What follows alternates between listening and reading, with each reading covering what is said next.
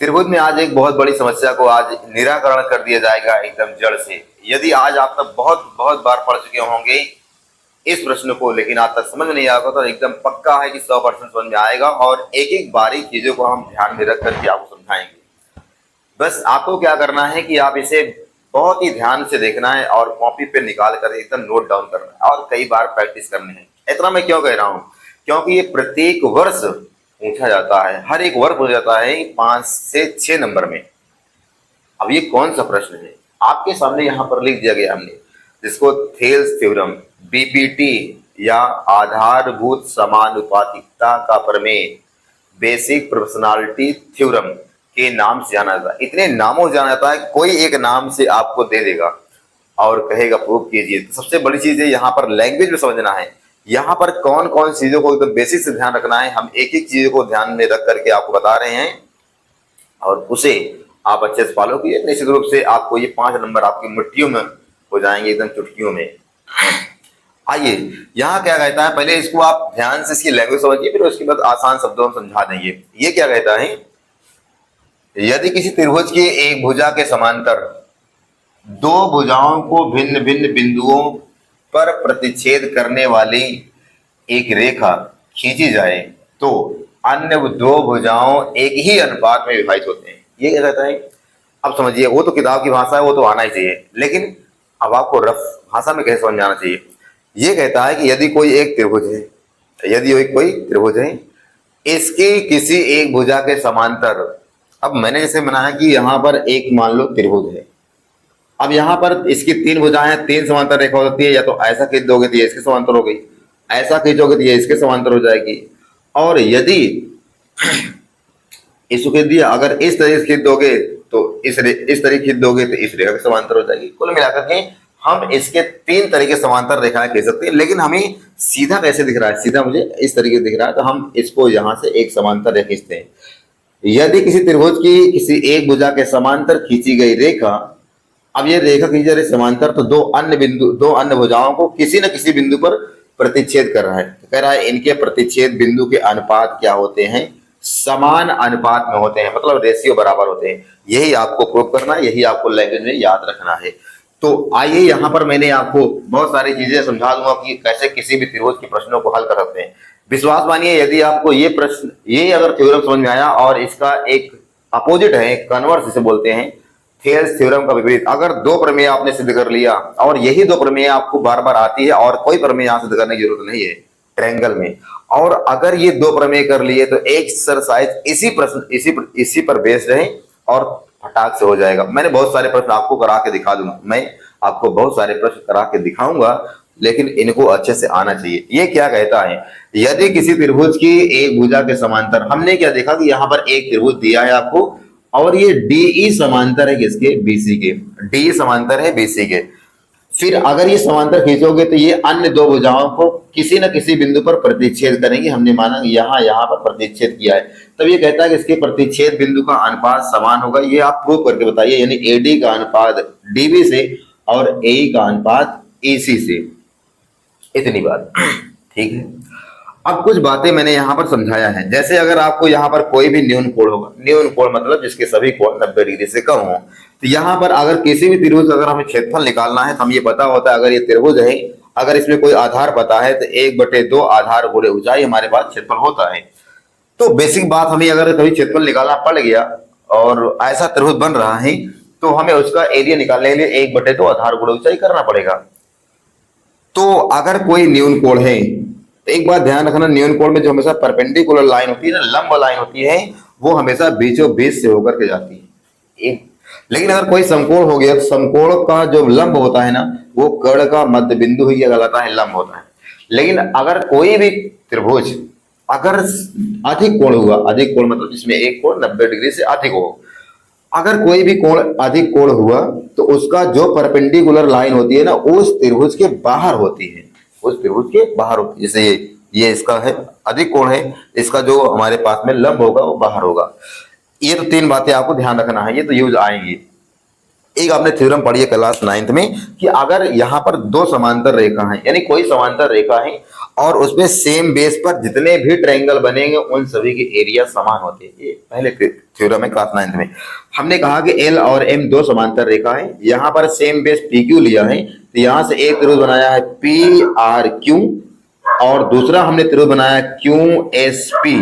तो हमने देखा कि अगर कोई समांतर रेखा है, अगर एक ही आधार पर जितने भी त्रिभुज बनेंगे उन सभी के एरिया समान होते हैं।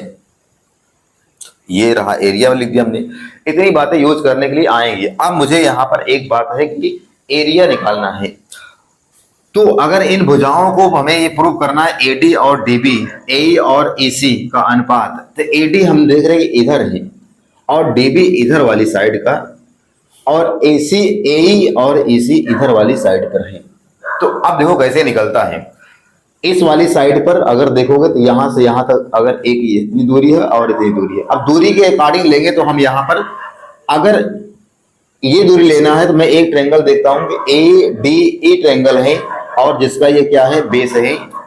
वो कुत्ते परेशान कर रहे हैं ना, अभी काफी रात भी हो गया है इसलिए जो दिया था उसको लिख लिया, जो प्रूव करना है उसको। इसमें एक काम मैंने जो एक्स्ट्रा किसी भी अगर फिगर में कुछ एक्स्ट्रा कर रहे हो, जैसे मैंने यहां से लंब खींचा है और इनको ज्वाइन किया है, बस ये एक्स्ट्रा काम जो हम करते हैं उसको कंस्ट्रक्शन के रूप में लिखते हैं और एक एकदम आपको प्रॉपर करना पड़ेगा 5 नंबर के लिए। यहाँ रचना में हमने डी एफ लंब खींचा है ए पर, ईडी लंब खींचा है एडी पर और क्या किया, बी को ए से मिलाया, डी को सी से मिलाया। ये जो मैंने किया है सब कुछ आपको बता दिया। अब हम सिद्ध करने की बात करते हैं। यहाँ मैंने देखा कि इसके ऊपर एक ट्रायंगल है, इसका नाम एडीई है, तो हम लिखते हैं इन ट्रायंगल ए डी ई। इस त्रिभुज में क्या है, इस त्रिभुज में है कि इस त्रिभुज की बात कर रहे हैं और ये आधार बांध रहे हैं, ये हमारी ईजी क्या होगा, लंब होगा। ईजी लंब है इस पर एडी पर। अगर किसी भी त्रिभुज में कोई भुजा अगर लंब है, देखो तो ये त्रिभुज बनेगा और ये लंब है, तो इसका अगर हमें क्षेत्रफल निकालना पड़ेगा तो हम यहां निकालेंगे area of triangle, area of triangle ADE, ADE, ADE की बात कर रहे हैं। ये होगा क्षेत्रफल 1/2 आधार। अब आधार क्या बनेगा हमारा एडी, आधार बनेगा एडी इनटू में ऊंचाई, ऊंचाई क्या होगी इसकी लंब होगी ऊंचाई ईजी, ईजी। अभी इसमें ध्यान देना, बहुत अच्छी सी बातें समझाएंगे आपको हम।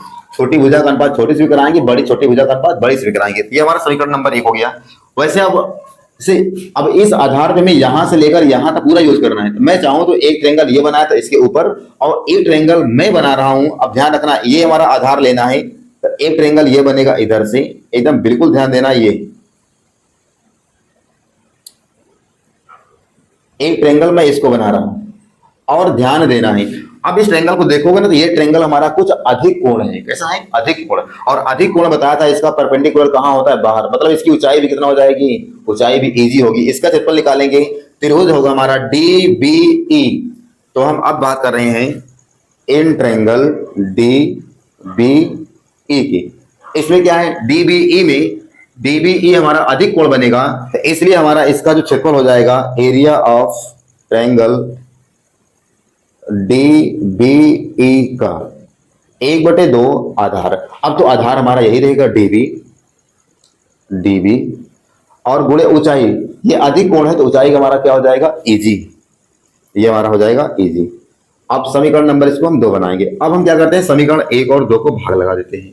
समीकरण 1 भागे 2 से भाग करते हैं, तो लेफ्ट लेफ्ट से भाग होगा, राइट राइट से, तो एरिया हो जाएगा इसका area of triangle A D E, इधर हो जाएगा area of triangle D B E से। यहां देखो 1/2 कट जाएगा, यहाँ 1/2 इनटू में आधार ए डी इनटू में ईजी। अब भाग जो कर रहे हैं हम लोग, ये हमारा हो जाएगा डी बी इंटू ईजी। अब देखिए 1/2 से 1/2 कट जाएगा, ईजी से ईजी कट जाएगा और ये आएगा हमारे पास में एरिया आ गया है, एरिया ऑफ ट्रायंगल आएगा, area of triangle A D E आ गया है, area of D B E हमारा आएगा, उधर ए डी है हमारा ऊपर, इधर है नीचे डी बी। और इसको हम समीकरण कुछ एक्स्ट्रा मान लेते हैं, हमारा एक्स्ट्रा समीकरण क्या हो गया ए। इतनी बातें करने के बाद अब इधर का पूरा हमारा यहां से लेकर यहां तक यूज कर लिया। जो काम मैंने इस साइड किया है वही काम हम इस साइड करेंगे और एक बार इस ट्रायंगल को लेंगे, बेस क्या बनाएंगे ए ई, यही बनाते हैं हम लोग। यहां लिखते हैं इन ट्रायंगल ए डी ई। फिर से ADE की बात करेंगे तो एरिया फिर से निकालेंगे, एरिया ऑफ ट्रायंगल ADE के एरिया निकालेंगे तो 1/2 आधार गुणे ऊंचाई। अब की बार आधार हमने AE माना है, आधार क्या माना हमने, AE आधार है, ऊंचाई क्या हो जाएगी DF, ऊंचाई हो जाएगी DF। और इसको हम समीकरण नंबर 3 बना लेते हैं। आगे और भी इधर बढ़ते हैं 3 से। तो जैसे हमने इधर ऊपर ट्रायंगल इधर बनाया तो इसको आधार बनाया, आपकी बार ऐसे नीचे बनाएंगे तो इधर से एक ट्रायंगल आएगा, यही बातें तो आपको ध्यान से देखनी है। ये ट्रायंगल हमारा आएगा इधर वाला, जैसे इधर ट्रायंगल बनाया था, आपकी बार ये बेस बनेगा और देखोगे कि ये हमारा क्या बन जाएगा, अधिक कोण बनेगा। अधिक कोण में ऊंचाई हमारी कौन सी हो जाएगी, ये वाली। तो ट्रायंगल बनेगा ECD, इन ट्रायंगल EDC में ECD या EDC भी लिख लो, और इसका हो जाएगा एरिया ऑफ ट्रायंगल EDC 1/2 आधार। आपकी आधार क्या बनेगा EC इंटू ऊंचाई क्या हो जाएगा, ये हमारा DF। और इसको हम समीकरण नंबर, ये हमारा 1 2 3 था, इसको बना लेंगे हम 4। और अब यहां से समीकरण को भाग कराएंगे, समीकरण 3 को भाग करने पर, 3 को 4 से भाग करने, 3 को भाग करोगे तो यहाँ एरिया ADE आएगा, एरिया ADE आएगा। और इधर हो जाएगा हमारे पास में ये एरिया ऑफ EDC 1/2 आधार इसका है हमारे पास AE, ऊंचाई है DF, इसका हमारे पास 1/2 EC, और यहाँ DF, यहाँ DF से DF कटेगा, 1/2 से 1/2 कटेगा। एरिया ऑफ ट्रायंगल ADE अपान में एरिया ऑफ ट्रायंगल DEC की बात करोगे तो यहाँ आएगा AE अपान में EC। अब इसको अगर हम समीकरण नंबर B बना देते हैं, यहाँ A बनाया B बनाया, इनको खास करके देखना है।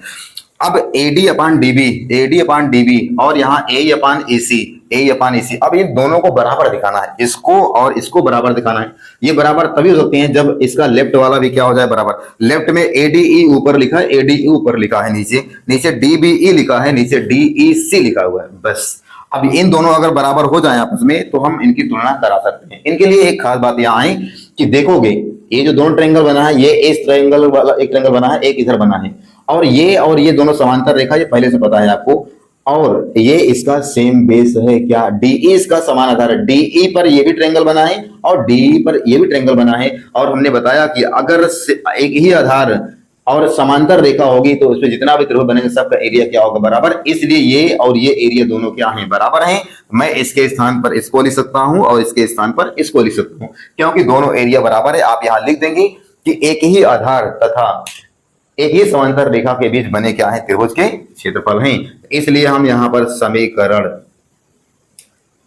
A व B से तुलना करते हैं। A व B से तुलना करने का मतलब यह है कि अब ये और ये दोनों बराबर हो गया है। आप यहां लिख देंगे कि ये दोनों ट्रायंगल का एरिया बराबर है। क्यों, रीजन बोल दिया हमने।